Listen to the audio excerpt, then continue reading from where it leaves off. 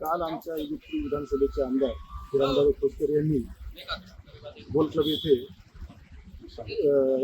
ग्रामसेवक यांची मीटिंग घेतली होती. त्या मीटिंग झाल्यानंतर त्यांचे चिरंजीव वामन खोसकर हे त्या मीटिंगमध्ये आढावा मीटिंग घेत होते. मीटिंग घेत असताना त्यांनी वैयक्तिक माझ्या नावाचा उल्लेख करून त्या कर्मचाऱ्यांना दमदाटी देऊन का रवी भोये हे तालुका प्रमुख आहेत त्यांच्याकडे कोणत्या पद्धतीचे प्रस्ताव देण्यात येऊ नये अन्यथा त्यांच्यावरती आम्ही कारवाई करू असे दमदाटी देऊन आणि एक अर्वाच्य भाषेमध्ये त्यांनी माझ्याविषयी थोडी चुकीच्या पद्धतीने तिथे भाषाशैली वापरल्यानंतर हे जेव्हा मला कळालं, मला काही माझे जे ग्रामसेवक संपर्कात होते त्यांनी मला कळवलं की भाऊ अशी अडचण येते तर तुम्ही कुठेतरी हा प्रश्न सोडवा. मग मी कळाल्यानंतर मी त्यांना 6:30च्या दरम्यान संध्याकाळी फोन केला की तुम्ही माझ्या नावाचा चुकीच्या पद्धतीने वापर करून तुम्ही मला शिवीगाळी का करता असे बोलल्यानंतर त्यांनी पूर्णपणे मला एक अर्वाच्य भाषेमध्ये शिवीगाळी केली व दिवे मारण्याची धमकी सोडली.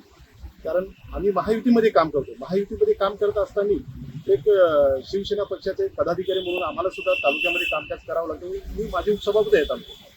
परंतु अशा पद्धतीचे आमदारांचे चिरंजीव जर कधी आम्हाला दमदाटीवर दिवे मारण्याची धमकी देत असेल तर आम्ही कामकाज विकासात्मक कामकाज करताना आम्हाला अडचणी येतात तर याच्यावरती कुठेतरी मार्ग निघावा म्हणून त्यांनी काल आम्हाला जी शिवीगाळी केली व दिवे मारण्याची धमकी दिली त्या संदर्भात आम्ही ग्रामीण पोलीस अधिकारी यांच्याकडे आम्ही त्यांच्यावरची तक्रार आज दाखल करत आहोत. मध्ये मी जर शिवसेनेचा पदाधिकारी आहे ते त्यावेळेचे जे आमचे विद्यमान खासदार हेमंतप्पा गोडसे मी त्यांचं कामकाज करत होतो तर यांचं असं म्हणणं का आम्ही सांगेल त्या पद्धतीनेच कामकाज करावं आणि त्यावेळेस ते महायुतीमध्ये नव्हते कदाचित ते काँग्रेसमध्ये होते. काँग्रेसमध्ये असताना ते राजाभाऊंचं काम करत होते मी हेमंतप्पाचं काम करत होतो. पण त्यावेळेस सुद्धा त्यांनी माझ्यावरती अटॅक केला होता. मला त्यावेळेस त्यांनी मारहाण करण्याचा प्रयत्न केला परंतु माझ्यासोबत माझे पदाधिकारी होते त्यांनी मला त्याच्यातनं वाचवलं आणि ते आज बोलता सुद्धा का त्यावेळेस तू वाचला याच्यापुढे तू वाचणार नाही म्हणजे त्यांचं प्लॅनिंग आहे का यापुढे ते मला जीवे मारण्याचा प्रयत्न करणार आहेत असं त्यांनी त्यांच्या उल्लेखामध्ये दिसतं. त्यावेळेस तुम्ही तक्रार दिली होती का? तक्रारीच्या पुढे काय झालं?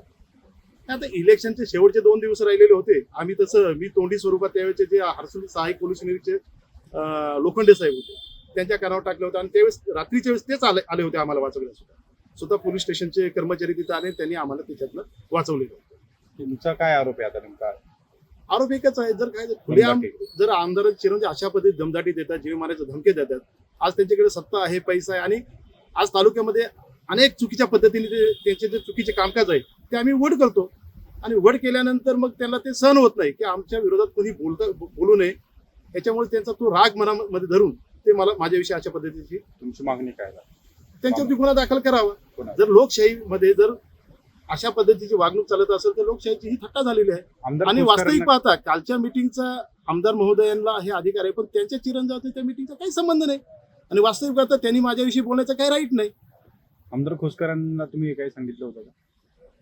नाही मी काही सांगितलं असं त्यांनी दाखवावं. त्यांचे माझे संबंध चांगले आहेत पण त्यांचे चिरंजीव अशा पद्धतीने वागत असेल तर हे योग्य नाही आणि मी प्रशासनाला विनंती करतो की त्यांच्यावरती चौकशी करून आणि काही कर्मचारी हे घाबरतात खुलेआम त्यांच्याविषयी बोलत नाही पण ते गुप्त पद्धतीने ते जबाब द्यायला तयार आहेत का आम्हाला बोला आम्ही जबाब द्यायला तयार आहेत. महिलांशी बोलताना जी वागणूक चुकीची आहे ते सुद्धा बोलायला तयार आहे.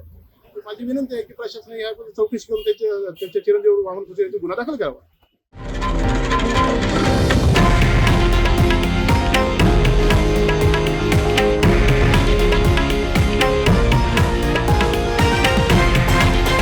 हे आहे देशातील नंबर 1 न्यूज नेटवर्क आणि आपण पाहत आहात TV9 मराठी, एकमेव.